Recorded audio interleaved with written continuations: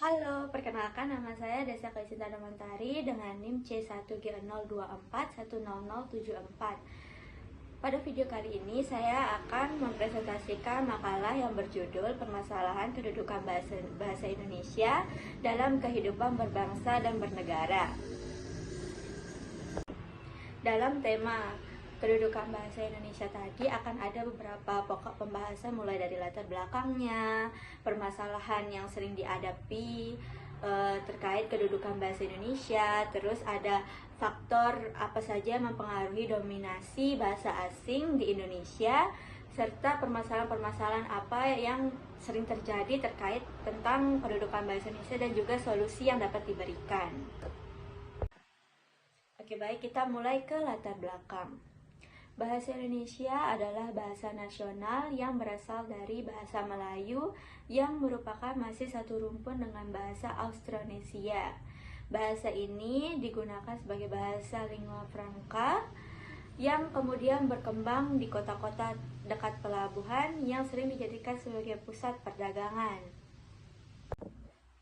Awal mula penamaan bahasa Indonesia sebagai jati diri bangsa yaitu bermula dari peristiwa Sumpah Pemuda yang terjadi pada tanggal 28 Oktober 1928. Ejaan bahasa Indonesia telah melalui beberapa penyempurnaan mulai dari 1901 dimulai dengan ejaan Van Ophusen dan kemudian dilanjutkan dengan ejaan Suwandi dan terakhir yang masih digunakan sampai sekarang yaitu ejaan yang disempurnakan atau EYD, yaitu bahasa Indonesia dengan Malaysia. Itu ejaan yang sudah disempurnakan dan masih digunakan sampai sekarang. Kedudukan bahasa Indonesia adalah bahasa nasional yang dimana itu adalah lambang kebanggaan dan juga identitas bangsa yang telah tercatat dalam Undang-Undang Dasar 1945 dan telah digunakan dalam acara-acara resmi dan juga telah digunakan dalam pencatatan undang-undang itu sendiri dan juga berbagai bidang di dalam pemerintahan. Yang dimana ini juga sudah diatur pada Undang-Undang Nomor 24 Tahun 2009 tentang lagu kebangsaan, bendera, bahasa, lambang negara. Itu secara wajib digunakan di dalam ruang publik. Oke, selanjutnya yaitu permasalahan kedudukan bahasa Indonesia. Penggunaan bahasa asing yang dominan dalam ruang publik dapat menimbulkan beberapa permasalahan yang patut menjadi perhatian bersama. Baik dari sisi kebahasaan, hukum, dan juga identitas kebangsaannya. Dapat dilihat dari papan iklan yang lebih dominan menggunakan bahasa asing. Papan iklan itu sering banget kita jumpai di jalan, di supermarket, bahkan di mal-mal besar. Itu sering banget papan iklan yang menggunakan bahasa asing. Ini dapat membuktikan bahwa bahasa Indonesia kurang memiliki daya tarik dalam dunia bisnis. Bahasa merupakan salah satu unsur penting dalam membangun dan mempertahankan identitas bangsa.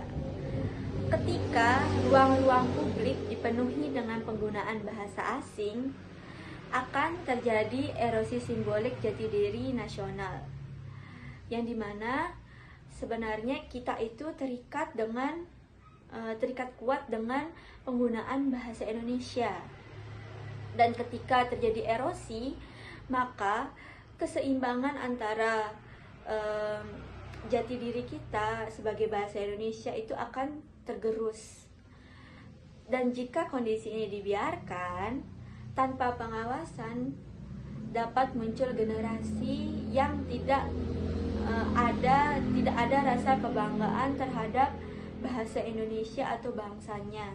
dan malah membanggakan atau mengagungkan bahasa asing sebagai simbol dari kemajuan. Ada beberapa faktor yang mempengaruhi dominasi bahasa asing. Yang pertama itu yaitu berkembangnya ilmu pengetahuan dan teknologi. Terus yang kedua itu ada upaya untuk menciptakan citra dan daya tarik dalam produk. Itu berlaku dalam dunia bisnis. Terus yang ketiga itu ada pengaruh tren atau imitasi. Banyak tuh sekarang tren-tren kan yang tren-tren yang dipengaruhi oleh bangsa asing atau dari luar Indonesia. Terus yang keempat itu ada menurunnya minat terhadap penggunaan bahasa Indonesia. Ini biasanya terjadi pada Gen Z atau Gen Alpha, karena mereka lebih sering atau menganggap bahasa asing itu lebih keren dibandingkan menggunakan bahasa daerah atau bahasa Indonesia. Terus yang kelima itu ada kurangnya kesadaran atau penegakan hukum. Banyak orang Indonesia karena mungkin sudah dipengaruhi oleh zaman yang modern, apalagi berkembangnya teknologi yang semakin pesat, masyarakat jadi kurang kesadarannya terhadap penggunaan bahasa Indonesia ini. Padahal bahasa Indonesia ini sangat penting bagi kita untuk menjaga keutuhan NKRI. Bahasa Indonesia diharapkan mampu mendominasi penggunaannya di dalam negara sendiri. Harapan ini dapat terwujud apabila bahasa Indonesia digunakan atau dimanfaatkan sebagai sarana komunikasi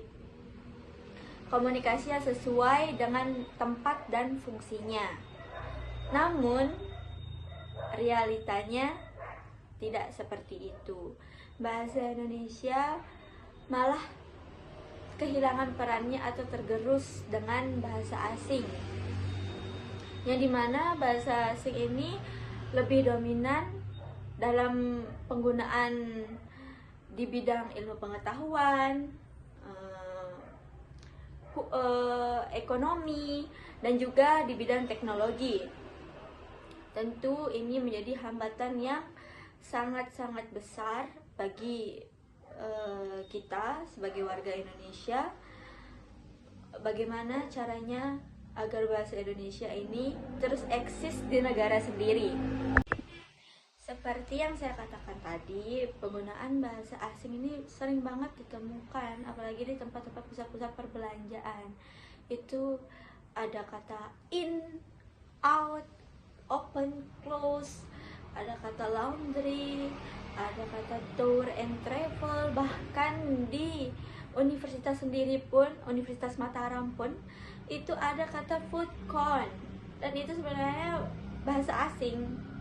Kenapa kita tidak menggunakan bahasa Indonesia mungkin dengan sentuhan sastra? Itu mungkin agar kelihatan lebih keren kan, bisa itu biar agak sedikit lebih elok kan. Itu banyak, kalau kita mau untuk belajar lebih dalam tentang bahasa, itu banyak banget bahasa-bahasa Indonesia yang sebenarnya bahasanya keren-keren, nggak yang seperti pada umumnya kita gunakan. Tapi banyak bahasa-bahasa Melayu yang sebagainya itu masih banyak keren. Kenapa nggak pakai itu aja gitu kan? Terus terdapat beberapa alasan kenapa penggunaan bahasa asing itu lebih dominan. Ada dua alasan. Yang pertama, itu kebanyakan para pengusaha itu menggunakan bahasa asing karena mempengaruhi citra produk mereka. Dianggap lebih modern, lebih eksklusif, dan sebagainya. Ada yang alasan yang kedua, yaitu hanya ikut-ikutan menggunakan bahasa asing karena melihat orang lain menggunakan bahasa asing. Kemudian ada beberapa solusi yang dapat dilakukan untuk mempertahankan kedudukan bahasa Indonesia, yaitu penguatan peran pemerintah. Karena sudah ada undang-undang yang mengatur dari penggunaan segi bahasa, lambang, dan segala macam tentang Indonesia, seharusnya pemerintah atau pihak berwajib menindak secara tegas pelanggaran-pelanggaran yang terjadi dalam penggunaan atau kedudukan bahasa Indonesia. Terus yang kedua itu ada pendidikan dan pembinaan bahasa. Lembaga pendidikan adalah suatu penggerak utama ya dalam mempertahankan penggunaan bahasa Indonesia, yang dimana mereka ini mengajarkan bahasa Indonesia pada anak-anak usia dini, tidak hanya mengenalkan bahasa asing, agar anak-anak itu tidak menganggap bahasa Indonesia itu tidak keren. Padahal bahasa Indonesia itu kita bisa atur kosakatanya agar terlihat lebih menarik, lebih keren, dan tidak kalah bersaing dengan bahasa asing. Terus yang ketiga itu ada penanaman rasa bangga.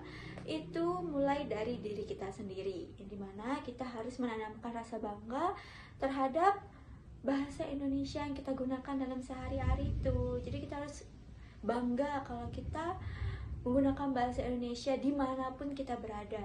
Terus yang keempat itu penguatan peran media dan teknologi.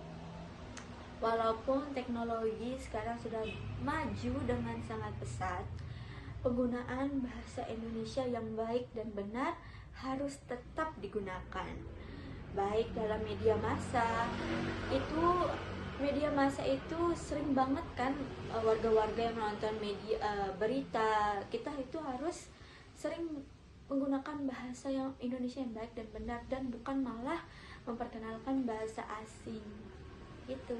Jadi itu aja yang dapat saya bahas terkait makalah yang saya buat beberapa minggu yang lalu. Jadi sekian, terima kasih.